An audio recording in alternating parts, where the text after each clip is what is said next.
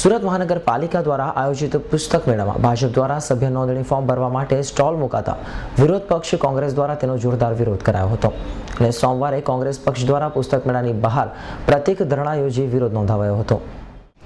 સુરત મહાનગરપાલિકા દ્વારા દર વખતે પુસ્તક મેળાનું આયોજન કરાયું છે। પુસ્તક મેળાની સાથે આ વખતે બાગાયત અને હર્બલ મેળો પણ યોજાયો છે અને વિવિધ સ્ટોલો પણ લાગવામાં આવ્યા છે। ત્યારે આ વખતે ભાજપ પક્ષ દ્વારા પુસ્તક મેળામાં ભાગ લેતા વિદ્યાર્થીઓને આકર્ષવા માટે પુસ્તક મેળામાં જ પોતાના સભ્ય નોંધણી ફોર્મ ભરવા માટેનો સ્ટોલ મૂકી દીધો હતો। જો કે મનપાના જાહેર હિતના કાર્યક્રમમાં ભાજપ દ્વારા પક્ષ સભ્ય નોંધણીનું કામ શરૂ કરાતા વિરોધ પક્ષ કોંગ્રેસ દ્વારા તેનો વિરોધ કરાયો હતો અને સોમવારે સુરત શહેર કોંગ્રેસ દ્વારા તેનો વિરોધમાં અઠવા ગેટ વનિતા વિશ્રામ ગ્રાઉન્ડ ખાતે ચાલી રહેલ પુસ્તક મેળાની બહાર જ પ્રતિક ધરણા યોજી ધરણા કરાયા હતા।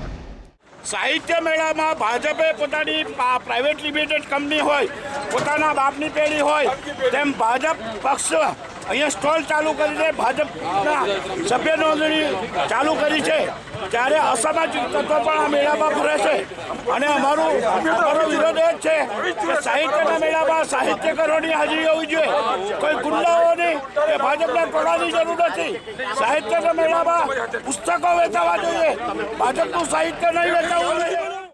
સુરત મહાનગરપાલિકાના પુસ્તક મેળામાં પોતાના પક્ષના સભ્ય નોંધણી સ્ટોલ મૂકનાર ભાજપ સામે કોંગ્રેસે બાયો ચડાવતા હવે આવનાર દિવસોમાં આ પ્રકરણ કેટલો ચાગે છે તે જોવું રહ્યું। Bureau report S9 news Surat.